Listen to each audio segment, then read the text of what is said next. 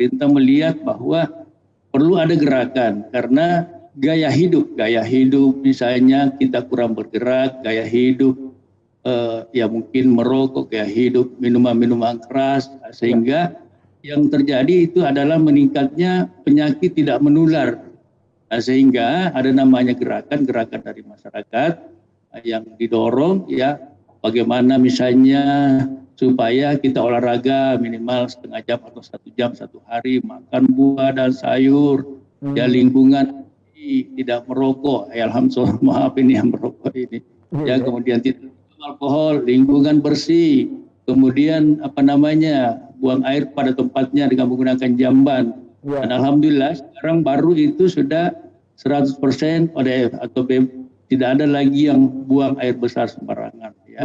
Ini kabupaten dan kemarin mendapat penghargaan nasional Kabupaten Baru itu dinilai tercepat dalam rangka pencapaian ODF ini. Dan ini tidak gampang karena persoalan tidak buang air besar sembarangan ini kami melihat bahwa bukan faktor kesiapan infrastruktur saja, bukan faktor kesiapan sarana prasarana, tetapi ini persoalan mindset, persoalan kebiasaan. Ya, makanya kami melihat bahwa justru di daerah pesisir ini agak susah. Biasa di daerah pesisir sudah ada sebenarnya toiletnya, sudah ada WC-nya, tapi masih lebih nyaman kalau dia buang air besar mungkin di pantai dan sebagainya, ya mungkin agak praktis. Nah, tentu yang begini perlu kita edukasi terus akhirnya alhamdulillah ada kesadaran dan akhirnya pada tahun 2020 ya baru dinyatakan Kabupaten ODF, alhamdulillah. Tentu ini semuanya membantu. Ini sosialisasi ini lewat PKK juga ya Pak Bupati, yang sampai ke rumah tangga itu. Ya, termasuk kita libatkan semua. Ya. Saya ada yang segerakan di sini, ada namanya Dasawisma. Dasawisma itu adalah kelompok ibu-ibu PKK yang mengkoordinir 15 sampai 20 rumah. Nah, katakan kalau ini efektif, tidak ada lagi persoalan-persoalan di lingkungan kita, di desa atau di RT yang tidak diketahui karena mendata atau memahami itu sekitar 15 rumah saja. Saya membayangkan bahwa biar dari rumah saja sudah bisa menghafal itu bahwa di ujung sana itu ada orang hamil, di sebelahnya misalnya ada balitanya, ada ini dan sebagainya. Itu dihafal ya. Sehingga ya data kita selalu akurat ya. Dan alhamdulillah kemarin saya ingin sampaikan Pak Kambi bahwa kami juga kemarin mendapat penghargaan nasional ya top 45 namanya inovasi Posyandu, inovasi Posyandu wisata ya. Wisata alhamdulillah inovasi terpuji layanan publik ya. Apa maksudnya ini bahwa selama ini kami melihat bahwa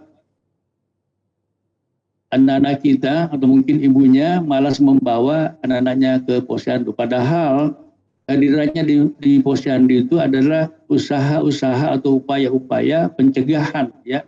Anak-anak setiap saat ditimbang supaya dilihat bagaimana pertumbuhannya dan sebagainya diedukasi. Nah, tetapi persoalannya kami lihat bahwa mungkin karena sarana prasarana yang tidak memadai, kegiatan di posyandu itu monoton, sehingga anak-anak malas, sehingga teman-teman membuat inovasi. Ada namanya wisata posyandu yang mendapat penghargaan.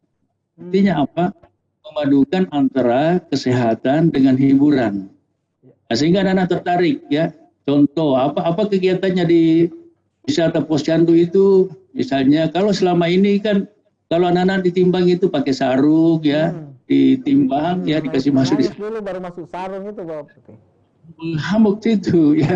Nah, ada inovasi teman-teman buat timbangannya itu namanya timbangan model atau timbangan karakter yang modelnya misalnya mobilan atau motor sehingga anak-anak merasa nyaman ya, bahkan tidak disuruh tuh ditimbang dia tidak sendiri. Malah ini tidak mau turun dari timbangannya Pak Bupati, kan senang di situ.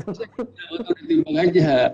Sudah itu di posyandu misalnya ada ulang tahun, ada beberapa anak ulang tahun, dilakukan ulang tahun bersama, dan juga membantu keluarganya, membantu orang tuanya supaya tidak mengeluarkan lagi uang untuk ulang tahun karena dilaksanakan posyandu. Setelah 5 tahun anak-anak diwisuda ya dengan catatannya bagaimana perjalanannya selama 5 tahun dan sebagainya. Di samping itu cara mengedukasi, cara sosialisasi juga ya dengan cara-cara yang menghibur juga ya. Biasanya kan monoton satu arah ya.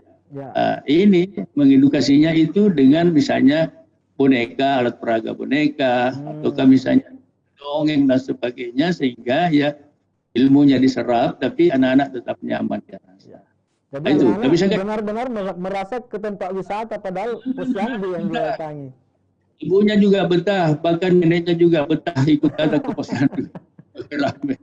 Alhamdulillah. Dan ini kita replikasi ke yang tadinya inovasinya ini satu puskesmas, satu posyandu, kita replikasi ke wilayah-wilayah lain ya, wilayah-wilayah lain. Nah, itu yang kita. Ya, tapi kita kembali.